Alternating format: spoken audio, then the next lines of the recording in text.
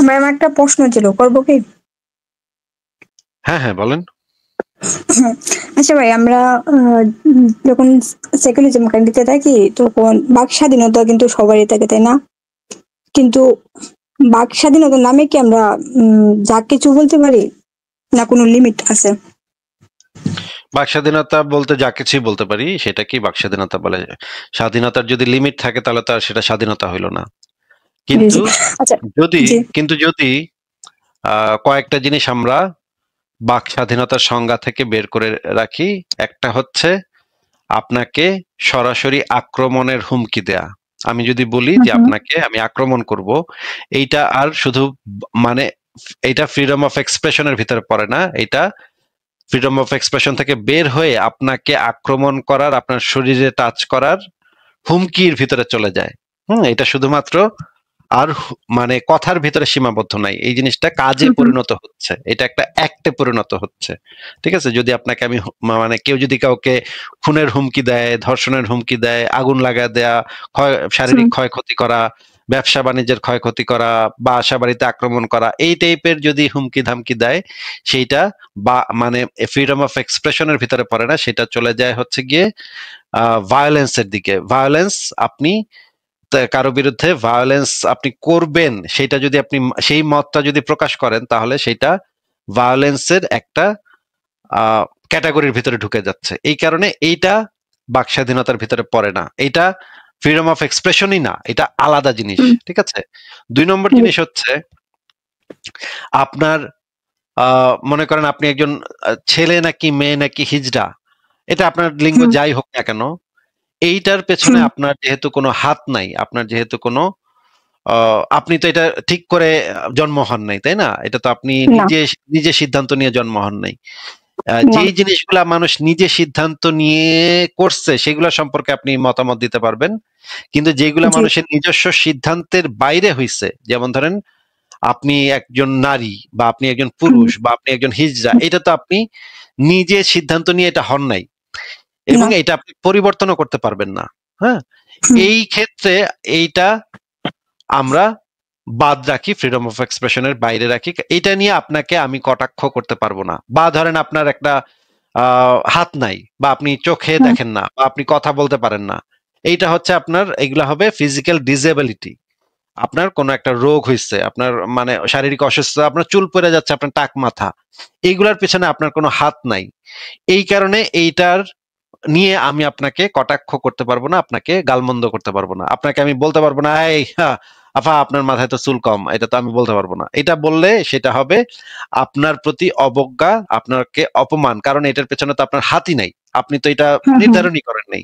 আপনাকে আমি জি। অপমান করতে পারবো, অপমান আমি করতে পারবো, যেটা আপনি নিজে বাইসা নিছেন সেটার জন্য আমি আপনাকে অপমানজনক কথাবার্তা বলতে পারবো। যেমন ধরেন আপনি মনে করেন কমিউনিজম সাপোর্ট করেন, হ্যাঁ, আপনি বলতেছেন হুম আমি কমিউনিস্ট, এইটা নিয়ে আমি আপনাকে কটাক্ষ করতে পারবো, অপমান করতে পারবো, সমালোচনা করতে পারবো, কটূক্তি করতে পারবো, কারণ এটা আপনি নিজে পছন্দ করছেন। এবং এইটা আপনি যে কোনো সময় ইচ্ছা করলে আপনি কমিউনিজম সাপোর্ট করা এটা বন্ধ করে দিতে পারেন না, কয়েকদিন পরে মনে করেন আপনি গণতন্ত্র সাপোর্ট করা শুরু করে দিলেন। এটা যেহেতু আপনি হুম পরিবর্তন করতে পারতেছেন, এটা যেহেতু আপনার জন্মগত কোনো বৈশিষ্ট্য না, এই হুম। কারণে এটা নিয়ে আমি আপনাকে কটাক্ষ করতে পারবো। মনে করেন আজকে আপনি হিন্দু, কালকে আপনি মুসলিম হয়ে গেলেন, বা পরশু আপনি খ্রিস্টান হয়ে গেলেন। এই হুম। কারণে এটা যেহেতু পরিবর্তনযোগ্য, সেহেতু এটা নিয়ে আমি আপনাকে কটাক্ষ করতে পারবো, সমালোচনা করতে পারবো, অপমান অপদস্থ করতে পারবো। যদি আপনার মতাদর্শটা খারাপ হয় তাহলে মতাদর্শটাকে আমি চরমভাবে অপমান অপদস্থ করতে পারবো। কিন্তু যে জিনিসটা আপনার জন্মগত বৈশিষ্ট্য, আপনার গায়ের চামড়া মনে করেন একটু কালো, এইটা নিয়ে আমি জি। কথা বলতে বলতে বলতে পারবো না, কারণ এটার পেছনে তো আপনার কোনো হাতই নেই। তাহলে আপনি কি করবেন এটা? আর আমি যদি, বা হুম। আপনার গায়ের চামড়া মনে করেন সাদা, এটা নিয়ে আমি কটাক্ষ করতে পারবো না, কারণ এটার পেছনে তো আপনি কিছু করেন নাই, এটা তো আপনার হাতের ভিতরে না। এটা তো আপনি জন্মগতভাবে পাইছেন, এটা আপনি কি করবেন? এটা চেঞ্জ করা তো সম্ভব না এটা। এই কারণে এই জিনিসগুলা আমরা বাক স্বাধীনতা থেকে বাইরে রাখি। হুমকি ধামকি, ধর্ষণের হুমকি, খুনের হুমকি, জায়গা সম্পত্তিতে আক্রমণের হুমকি, এইগুলা বাক স্বাধীনতার বাইরে।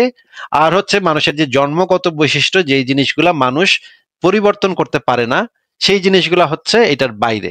এছাড়া বাদ বাকি যে কোনো কিছু, বিশেষ করে যে সেটা যদি মতাদর্শ হয় তাহলে সবচেয়ে বেশি সমালোচনা আপনি করতে পারবেন কোন একটা মতাদর্শ নিয়ে।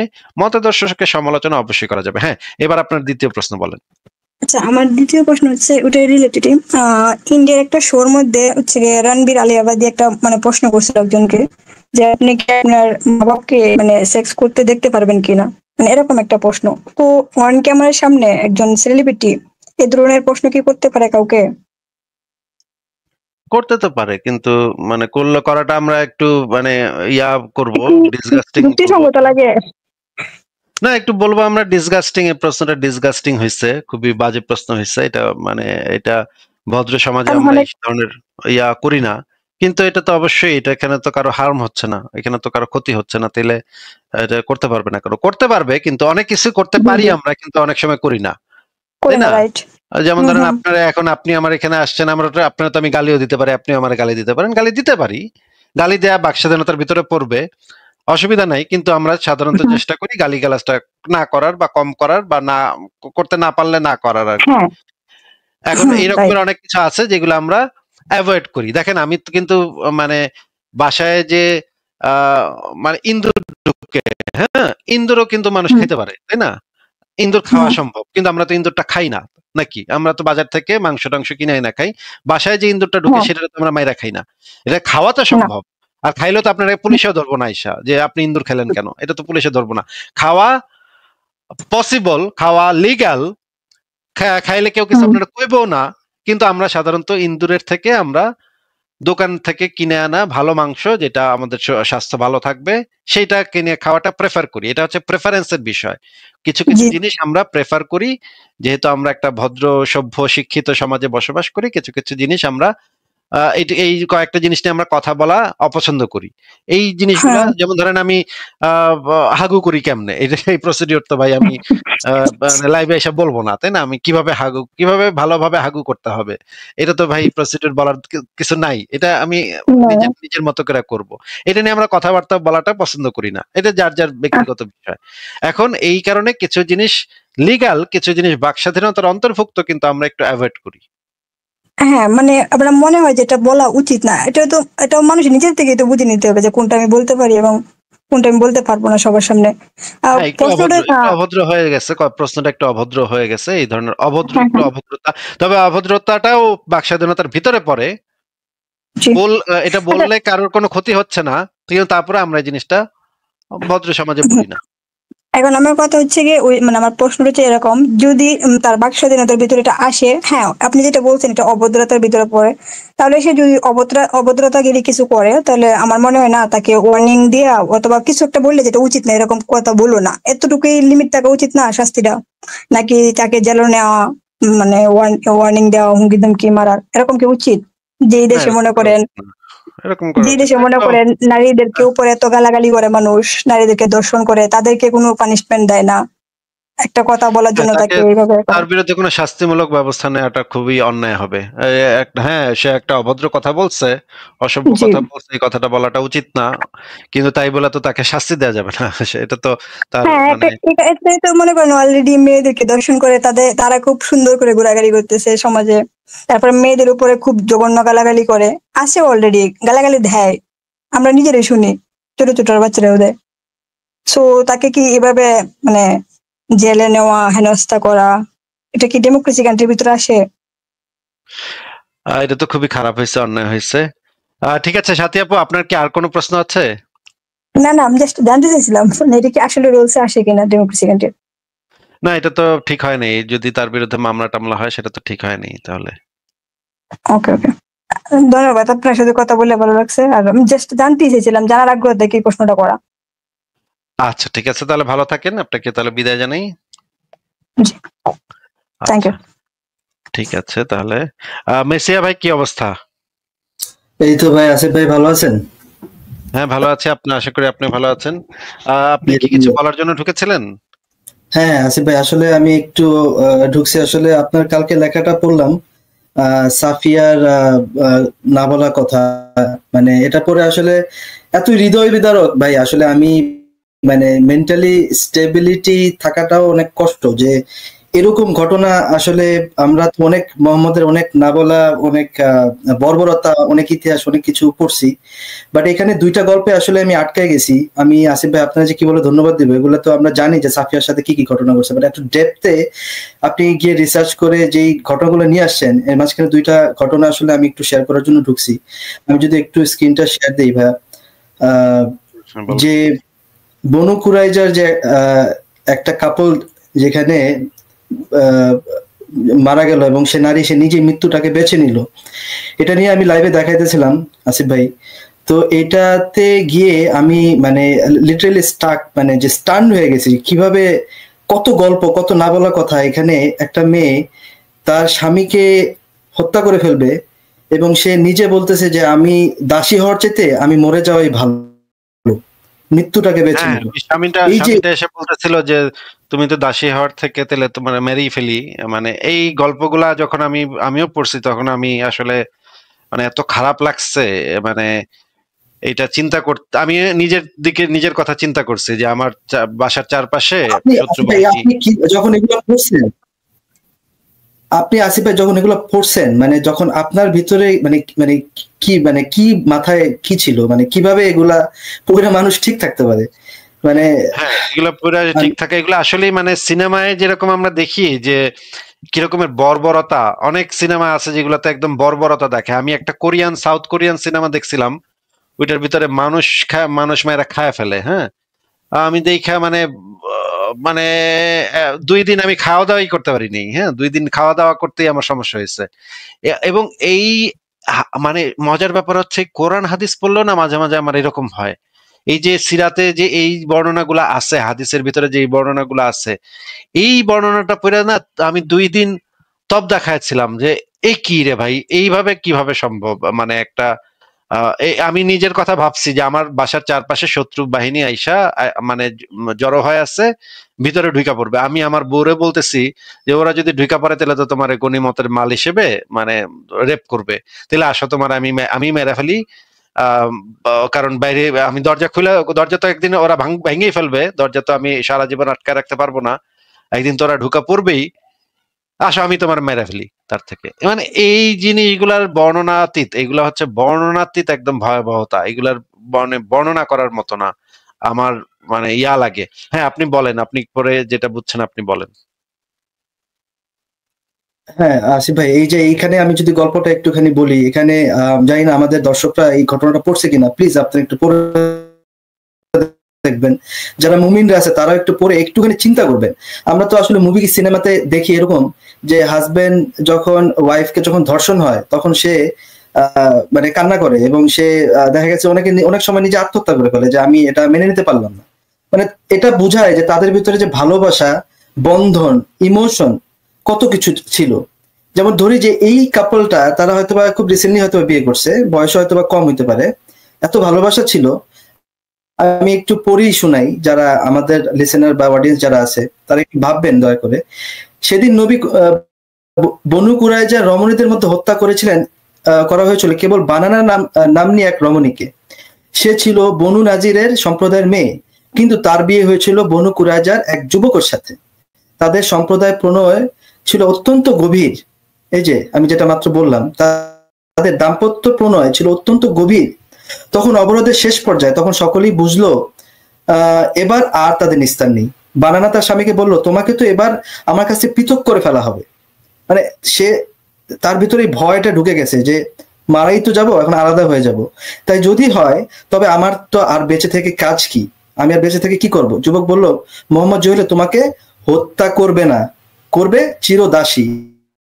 কারণ মোহাম্মদ তো যুদ্ধ করে হত্যা করার ফলে নারীদেরকে মাল হিসেবে ট্রিট করতো এবং তাদেরকে ভাগ বাটোয়ারা করতো। কারণ মেরে ফেললো তাদের সাহাবীরা যুদ্ধ কেন করবে? যেহেতু নারী পাওয়া যায় সেই লোভী যুদ্ধ করবে, এই জন্য মোহাম্মদ তাদেরকে হত্যা করতো না, তাদেরকে মাল হিসেবে ভাগ করত।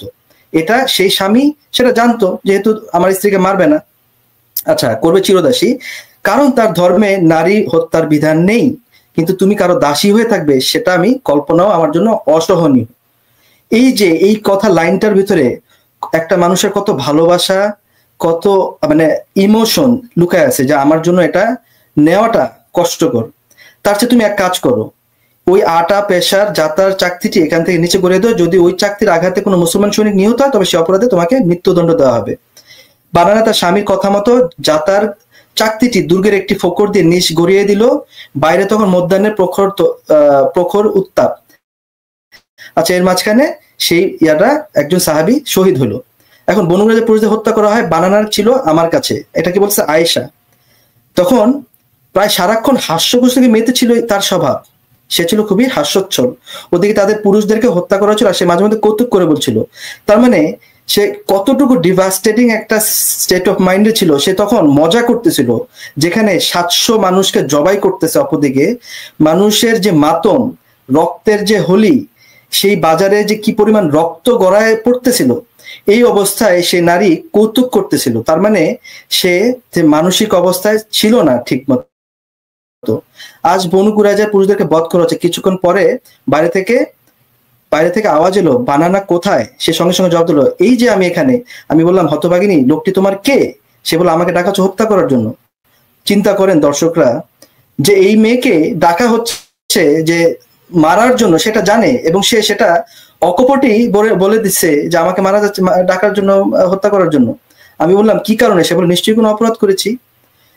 মানে সে খুবই নর্মাল। মানে একটা মানুষ যখন ডিভাস্টেটিং সিচুয়েশনে থাকে, যখন তার ভিতরে এই বোধগুলার কাজ করে না, তখনই মানুষের পক্ষে সম্ভব এভাবে মৃত্যুর কথা এত সহজে বলা। জনে আয়েশা আরো বলেছেন, যার উপর মৃত্যু পরোয়ানা ঝুলছে তার একদম আনন্দ হচ্ছিল, তার কথা আমি জীবনে শুনিনি, তার কথা আমার আজও মনে পড়ে। এই কথাগুলো কি একবার মানে মুমিনটাকে চিন্তা করে দেখে এটাকে কিভাবে জাস্টিফাই করা যায়? হ্যাঁ, সরি আসিফ ভাই, একটু বেশি মনে বলে ফেললাম।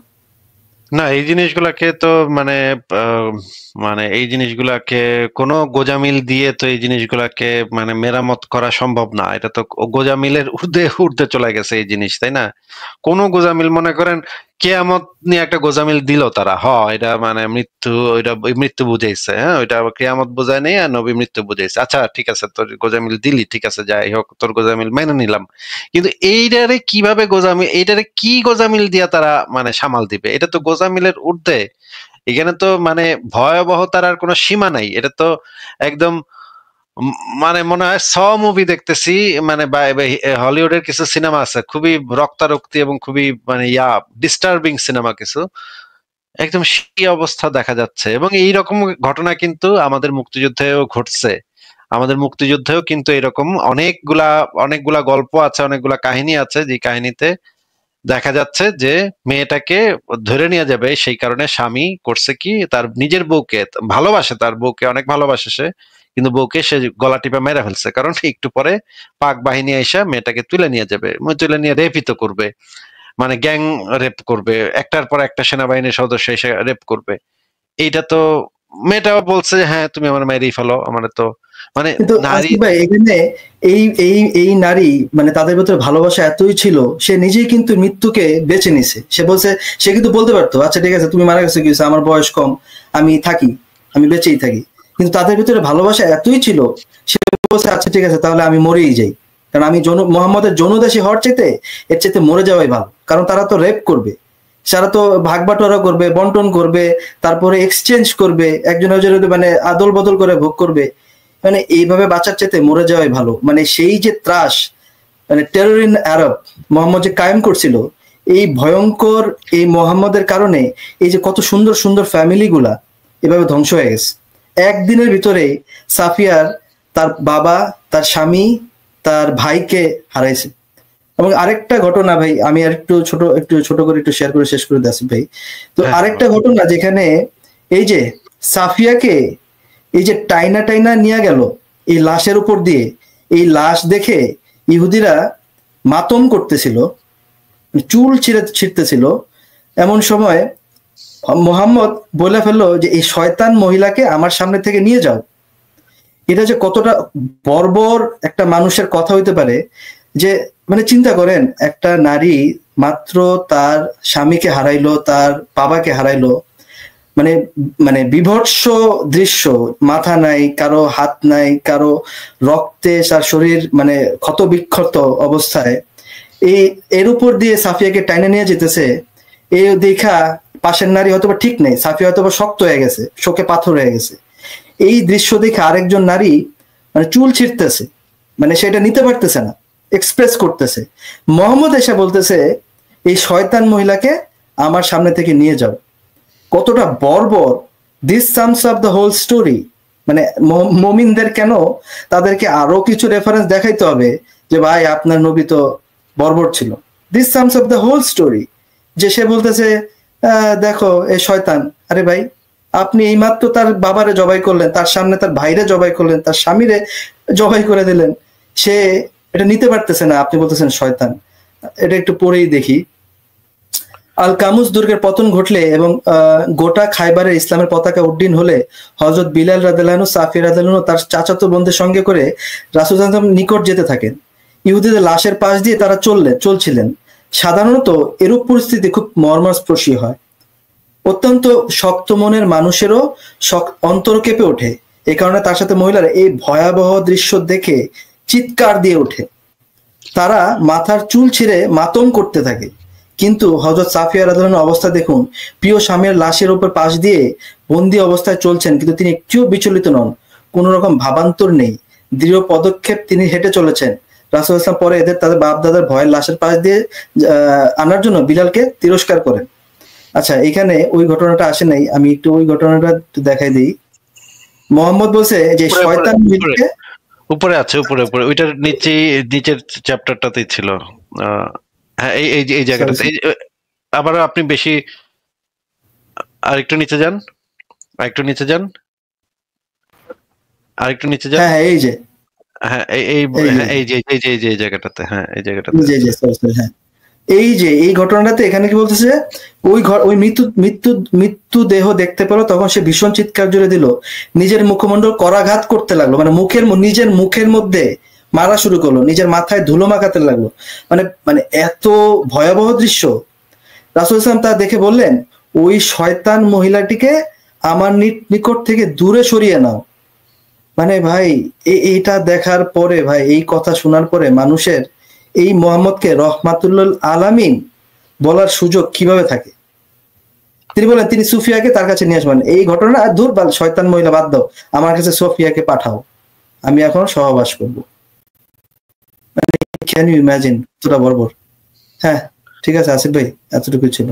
আপনি যদি কিছু বলেন। ধন্যবাদ মেসিয়া ভাই। না, আমি তো আসলে এইটা চাই যেন এই লেখাগুলা বেশি মানুষ পড়ুক, কিন্তু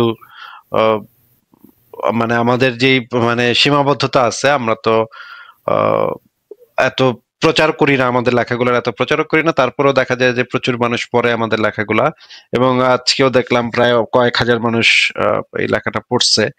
যারা হচ্ছে গিয়ে দর্শক আছেন, দর্শক শ্রোতা আছেন, এখন দেখা যাচ্ছে যে অনেকে লেখাগুলা পড়েন না, অনেকে লাইভ শুনতে চলে আসেন, লাইভের দিকে তাদের বেশি মনোযোগ, কিন্তু লেখাগুলা একটু পড়ার চেষ্টা করবেন। যারা আমাদের নিয়মিত দর্শক আছেন তারা একটু লেখাগুলা পড়বেন, রেফারেন্স গুলো একটু যাচাই করে দেখবেন, এবং এইটা আপনাদের জন্য ভালো হবে। আপনারা যদি কখনো কোনো কারোর সাথে আলোচনা করতে যান বা মানে এটা নিয়ে কথা বলতে যান, তখন আপনাদেরও কাজে লাগবে।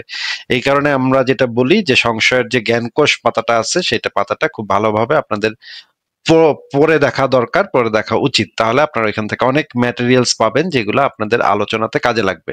আর এই জিনিসগুলো জানাও দরকার, কারণ সত্য তো আমাদের মানে জানতে হবে এবং যুক্তি দিয়ে বিচার বিবেচনা করতে হবে। ঠিক আছে মেসিয়া ভাই, আপনার কি আর কিছু বলার আছে? আরেকটা কথা ভাই, ওই যে 3 দিন যে সহবাস করলো ওই 7 ঘন্টার জার্নিতে মোহাম্মদ, ওইখানে তার আরেকজন সাহাবী ছিল, সে নাকি তাকে পাহারা দিছে। মোহাম্মদ এসব ভেবাচেকা খেয়ে গেছে, বলছে তুমি সারাত কি করছো? বলছে আমি পাহারা দিছি। কারণ কি? কারণ এই যে আপনি যে এত হত্যা করলেন, এটা তো কেউ এসে আপনাকে হামলা করতে পারে। মানে না কেউ না, সাফিয়া ঘরের ভিতরে সাফিয়াই মোহাম্মদকে মেরে দিতে পারে, এই বয়সে এটার সামনে বসেছিল। ও মাই গড, 3 দিন মানে এরকম একজন নারী, 16 বছরের নারী, আর মোহাম্মদ 57 বছরের বুইরা, ওই মেয়ের কোনো মানে মানসিক অবস্থাটা চিন্তা করেন। এই অবস্থায় তার সাথে 3 দিন সহবাস, এটা তো ভাই ধর্ষণ ছাড়া কোনো কিছু না। অবশ্যই। ঠিক আছে মেসিয়া ভাই, তাহলে আপনাকে আপনি যদি তাহলে আজকে বিদায় নেন, তাহলে আমি মুমিনদেরকে যুক্ত করি। হ্যাঁ ঠিক আছে ভাই, আপনি তাহলে যুক্ত। ধন্যবাদ আসিফ ভাই, ভালো থাকেন। জি জি আসিফ ভাই। আমার মানে খুবই খারাপ লাগতেছে বিষয়টা, আমি কিভাবে বলবো, আমি খুবই মানে ইয়ে মানে নার্ভাস হয়ে গেছি। আমার বাড়িতে আমার ভাবিকে মানে এমন ভাবে বড় ভাই মারতেছে, মানে আমি যদি ওইখানে আগে ভিডিওটা আমি দেখাই, ভিডিওটা আমি ইউটিউবে আপলোড দিছি, এই ভিডিওটা নিয়ে আমি দু এক কথা বলি, তারপরে আমি যাই করি করব। আমি আপনার কাছে ভিডিওটা আমি লিংক দিতেছি, আপনি একটু ভিডিওটা প্লে করেন। একটা মানুষকে মানে না ভাই, কিভাবে এই ধরনের ভিডিও তো আমরা প্লে করি না। এক নম্বর কথা হচ্ছে সরি এটার জন্য, আপনার যে সাথে যেটা ঘটতেছে এটার জন্য আমি খুবই দুঃখিত। কিন্তু ভাই আমাদের লাইভে তো আমরা এই সমস্ত ব্যক্তিগত বিষয়াদি নিয়ে আমরা করি না। হ্যাঁ, আচ্ছা আচ্ছা ঠিক আছে, আচ্ছা ভিডিও প্লে করতে মানে আমি কথাটা বলি। তো কথা হচ্ছে আমি মানে বাধা দিতে গেছিলাম, আমারে বলে যে এক বেটার বেডি মারলে আরেকজনে ফিরাইতে যাওয়া লাগে না, বেটার বেডি বেটা মারছে তাতে তোর কি, যদি বেশি চাপাচাপি করি আমারে কয় বেডি তুই নিয়ে যা। ভাই এটা কিরকম অবস্থা, আমাদের এটি ইসলামের তো বাবা নিয়ে ইসলামে বেটা ছেলে মারার অধিকার আছে, বললে খারাপ সম্পর্ক আছে, এই জন্য বেডির দিকে তোমার মায়া লাগতেছে। ভাই এটা কি ধরনের কথা ভাই, আমরা এই সমাজে কেমনে থাকুম? এটা খুবই দুঃখজনক, যেটা ঘটতেছে খুবই দুঃখজনক। আপনি যদি পারেন তাহলে আপনি পুলিশের কাছে একটা রিপোর্ট করতে পারেন। হ্যাঁ আমি ভিডিও করে রাখছি, আমি কালকে সকালে পুলিশের এমন করে থেকে দেখতে হয়েছে, আমি এরকম ঘটনা 15-20 বার দেখছি। আচ্ছা সত্যি ভাই, আপনার কথা কিন্তু আপনার কথা বোঝাও যাচ্ছে না ঠিকভাবে, আপনার কথা কেটে কেটে যাচ্ছে, আপনার কথা আমরা বুঝতে পারছি না। ভাই আপনি একটু পুলিশের সাথে যোগাযোগ করেন, এবং আমি আমাদের পক্ষ থেকে আপনার যার সাথে এই ধরনের ঘটনা ঘটছে তার জন্য অনেক সমবেদনা জানাচ্ছি। আপনি একটু দেখেন পুলিশের কাছে মারধর করে যতক্ষণ তার ক্লান্ত না লাগে, মানে সে নিজে যতক্ষণ হাঁপায় না যায় ততক্ষণ পর্যন্ত ভাই মারে। ভাই এটা কি মানুষ? আমি এই বাড়িটাতে তো থাকি, আমার মনে হচ্ছে যে আমি এই বাড়িতে আমি আর থাকতে পারবো না, আমার অন্য কোথাও যাওয়ার জায়গা নেই, আমি গরিব মানুষ। এই মানুষ হিসেবে আমি কেমনে এটা সহ্য করি? খুবই দুঃখজনক, আমি মানে খুবই ব্যথিত এটার জন্য। কিন্তু ভাই পুলিশের কাছে গেলেই মনে হয় বিষয়টা সবচেয়ে ভালো উপায় বের হবে। ঠিক আছে সত্যের পথে ভাই, তাহলে আজকে আপনাকে আমরা বিদায় জানাই। আপনার কথা ঠিকভাবে বোঝাও যাচ্ছে না, একটু কেটে কেটে যাচ্ছে। ভালো থাকেন আপনি, আর আপনি একটু দেখেন পুলিশের কাছে যোগাযোগ করা যায়। আপনি নিজের নাম গোপন রেখে পুলিশের কাছে জিনিসটা পৌঁছায় দিবেন আর কি। হ্যাঁ আচ্ছা ঠিক আছে ভাই, ভালো থাকেন। ঠিক আছে তাহলে ওনাকে বিদায় জানালাম। এই ধরনের ঘটনা তো বাংলাদেশে অহরহই ঘটে, মানে এবং আসলে সব দেশেই ঘটতে পারে, কিন্তু ইসলামের ভিতরে আবার এই জিনিসটার একটা মানে বৈধতা আছে, আইনগত বৈধতা আছে। এখন মনে করেন ব্যক্তিগত মারামারি এটা তো হইতেই পারে, ব্যক্তিগত মারামারি পিটাপিটি মানে ঘরের ভিতরে দুইজন মানুষ একসাথে থাকলে ঝগড়াঝাটি মারামারি এগুলা হওয়া খুবই স্বাভাবিক। কিন্তু সমস্যাটা মানে ম্যাসিভ হয়ে যায় যখন জিনিসটার একটা আইনগত বৈধতা থাকে। যে বউ পেটানোর আইনগত বৈধতা, ইসলামে বউ পেটানোর আইনগত বৈধতা আছে। এটা হচ্ছে মারাত্মক একটা ব্যাপার। হ্যাঁ, সূরা নিসার 34 নম্বর আয়াতে বলা আছে যে স্বামী যদি তার অবাধ্য হওয়ার আশঙ্কা করে তাহলে 3টা স্টেপ আছে, 3 নম্বর স্টেপে গিয়ে পিটাইতে পারে, স্ত্রীকে পিটাইতে পারে, প্রহার করতে পারে। এবং হাদিসের ভিতরে বলা আছে যে কয়েকজন সাহাবী ছিল, মানে জান্নাতের সুসংবাদ প্রাপ্ত সাহাবীও ছিল, এদের মধ্যে তারা রীতিমতো প্রচন্ড পরিমাণে বউ পেটাইতো, একদম গা হাত পা সবুজ করে ফেলাইতো। আয়েশার একটা হাদিস আছে যে পিটায়া একদম সবুজ করে ফেলাইছে। আমি দেখি যে হাদিসটা এখানে আছে নাকি, এখানে থাকলে আমি দেখাবো। মানে ছিল যে মানে একদম পিটা, দেখেন প্রথমে আমরা এই জিনিসটা দেখি যে আবু দাউদ শরীফের 2144 নম্বর হাদিস, এখানে ওমর ইবনুল খাত্তাব বলেছেন যে কোনো ব্যক্তিকে দুনিয়াতে তার স্ত্রীকে মারধর করার ব্যাপারে জিজ্ঞাসাবাদ করা হবে না। এবং নবী নিজেও মারছে একবার তার বউরে, মানে আয়েশা তো তখন ছোট। দেখেন সহিহ মুসলিম হাদিস শরীফে আছে যে আমি বললাম, আয়েশা বলল জি হ্যাঁ। এরপরে আয়েশা বলতেছে তিনি আমার বুকে একটা থাপ্পড় মারলেন যাতে আমি ব্যথা পেলাম। অতঃপর বললেন তুমি কি ধারণা করছো আল্লাহ তার রাসূল তোমার উপর অবিচার করবেন? এখানে পরিষ্কারভাবে দেখা যাচ্ছে যে সে আয়েশার গায়ে হাত তুলছে। হ্যাঁ, আয়েশা একটা বাচ্চা মেয়ে। হ্যাঁ, তারপরে যেমন ধরেন এই হাদিসটা পড়ি, এটা কোন হাদিস গ্রন্থের এই মুহূর্তে তো আমি ভুলে গেছি, এটা আমি একটু পরে বের করে দেখাবো। 2222 নম্বর হাদিস, আয়েশা হতে বর্ণিত, তিনি বলেন সে তাকে মারধর করলো, তার শরীরের কোনো অঙ্গ ভেঙে যায়, সে মানে হাড্ডি ভেঙে দিচ্ছে, মাইরা হাড্ডি ভেঙে দিচ্ছে একদম। হাড্ডি ভাঙা কিন্তু মারাত্মক ব্যাপার। হ্যাঁ, একটা হাড্ডি যদি আপনার ভাঙ্গে তাহলে আপনি টের পাইবেন এখানে কি হয়, রাতের বেলা কি হয় বা শীত পড়লে কি হয়। এখানে একটা হাড্ডি যদি ভাঙ্গে আপনার শরীরের, ওটা একদম ম্যাসিভ, মানে এক্সট্রিম লেভেলের ব্যথা। আমার হাড্ডি ভাঙছে আগে, মানে আগে আমি জানি আর কি। সে হাবিবা ফজরের নামাজের পর নবীর নিকটে আসে এবং সাবিতের বিরুদ্ধে তার অভিযোগ করে, তার নিকট অভিযোগ করে। নবী করিম সাবিতকে ডাকেন এবং বলেন তুমি তোমার প্রদত্ত মাল গ্রহণ করো এবং তাকে ত্যাগ করো। মানে তুমি যেই টাকা দেনমোহর দিছিলে সেটা তার থেকে ফেরত নাও, ফেরত নিয়ে তারে তালাক দিয়ে দাও। মানে নবী কিন্তু এই মারধরের কারণে কোনো শাস্তিমূলক ব্যবস্থাই নিল না। হাড্ডি ভাঙা দিছে ভাই, হ্যাঁ, একটা হাড্ডি ভাঙা দিছে একটা মেয়ে বউয়ের, কোনো শাস্তিমূলক ব্যবস্থা নাই, বরঞ্চ বলতেছে তুমি যেই টাকা দেনমোহর দিছিল এটা নিয়ে তুমি ওরে তালাক দিয়ে দাও। আরে এর তো তুই মানে শাস্তিমূলক ব্যবস্থা নিতে হবে তার বিরুদ্ধে। আগে তো শাস্তিমূলক ব্যবস্থা, তালাক তো পরে। আর ওই টাকাও বা ফেরত দিবি কেন? ওই মানে যে তাহলে তো যে কেউ মারধর করে টাকা ফেরত নিয়ে তালাক দিয়ে দিবে। ভাই এগুলা কি রকমের যে জিনিসপত্র, এগুলা কি রকমের যে হাদিস, মানে এগুলা যে মানুষ কিভাবে এগুলা, মানে আপনারা একটু কল্পনা করেন যে এগুলা একটা মানুষের যে মানে সেলফ ডিগনিটি, হ্যাঁ, যদি একজন মানুষের গায়ে হাত তোলার অধিকার, আইনগত বৈধতা আরেকজনের থাকে, তাহলে একজন মানুষের আত্মসম্মানটা কই যায়? আমার গায়ে যদি কেউ হাত তোলে তাহলে তো মানে মনে করেন কলিমুদ্দিন আমার গায়ে হাত তোলার আইনগত বৈধতা পায় গেল, আমারে তার অবাধ্য হইলে সে আমারে থাপ্পড় মারতে পারে, একটা চর থাপ্পড় মারে, সেটা যত আস্তে হোক বা জোরে হোক সেটা তো ব্যাপার না। ব্যাপারটা হচ্ছে যে আমার যে মানে আত্মসম্মানে লাগবে, যে সে আমার গায়ে হাত তুলতেছে সেটা যে আত্মসম্মানে লাগে, এটা তো, এটা ওনারা কিভাবে, মুমিনরা এটা কি মানে, এমনকি দেখি যে মানে যারা মুমিনা নারী তারাও এই জিনিসটাকে সাপোর্ট করে। হ্যাঁ, আমার স্বামী মারছে তো কি হয়েছে, আমার স্বামী তো একটু মারতেই পারে, আমার স্বামী তো একটু গায়ে হাত তুলতেই পারে। হ্যাঁ, আমার জীবনে এই ধরনের ঘটনা ঘটছে মানে কয়েকবার। আমি জার্মানিতে আসার পরে আমি দেখছি যে একটা পাশের বাসার একটা আরব ফ্যামিলি, সেখানে আমি রেগুলারই মারধরের শব্দ শুনতাম। আমি একবার পুলিশে কল দিয়েছিলাম। তো পুলিশ আসছে, পুলিশ এসে আমাকে নিয়ে গেছে ওই বাসায় নিয়ে যাওয়ার পরে আমরা নক করছি, পুলিশ নক করছে, মহিলা মানে জার্মানও পারে না, ইংরেজিও পারে না, আরবি কিনা কি বলতেছে, বোরখালি এবং মুখটা খোলা, মুখ দেখেই বোঝা যাচ্ছে যে তারে ভস্কায় দিছে একদম। হ্যাঁ, মানে চেহারা ভস্কায় দিচ্ছে তার জামাই। মানে পুলিশ তাকে বোঝানোর চেষ্টা করতেছে যে, মানে আকার ইঙ্গিতে বোঝানোর চেষ্টা করতেছে যে তোমার স্বামী কি তোমাকে মারছে? তখন ওই মহিলা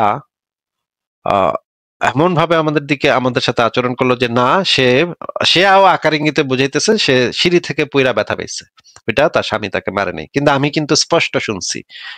হ্যাঁ, মানে তার যে জামাই তারে পিটাইছে এটা কিন্তু আমি একদম নিশ্চিত। আমি কিন্তু কয়েকদিনই আমি শুনছি মানে এই শব্দ। তারপরে গিয়ে আমি একদিন গেছি, যেদিন আমি শুনছি অনেক বেশি হইতেছে সেদিন গেছিলাম, সেদিন আর কি পুলিশে কল দিয়েছিলাম। কিন্তু মহিলা স্বীকার করলো না যে তার জামাই তারে মারছে। তখন আমি কি বলবো ভাই, কিছু বলার নাই তো এখানে। মুমিনা যদি মায়ের খায়, যদি সে এটা বলে যে আমি নিজেই ব্যথা পেয়েছি, তাহলে তো আমার কি বলার আছে, এটা তার ব্যাপার না। এরকম মানে মুসলিম সমাজের ভিতরে এরকম অনেক নারী আছে যারা মনে করে যে তাদের স্বামী তাদের একটু মারধর করতেই পারে, একটু পিটাইতেই পারে, অসুবিধা কি? এটা তো মানে যেইখানে মাইর দিবে সেখানে সেই জায়গাটা জান্নাতে যাবে, এইরকম কথাবার্তা শুনছি আমি। স্বামী একটু মাইর দিলে ওই জায়গাটা জান্নাতে চলে যাবে। বাহ, তাহলে সারা শরীরে ভালো করে পিটান ভাই আপনারা, মানে বউয়ের সারা শরীরে জান্নাত পাঠায় দেন। হ্যাঁ, সারা শরীর মানে পিটা সব জান্নাত পাঠায় দেন ভাই। হ্যাঁ, মানে বউরে জান্নাত পাঠানোর মানে ঠেকা নিচ্ছে এই মুমিনরা। হ্যাঁ, বউরে জান্নাত পাঠায় দিবে পিটা। কি যে অবস্থা ভাই, এগুলা কি যে অবস্থা, এগুলা কি বলবো।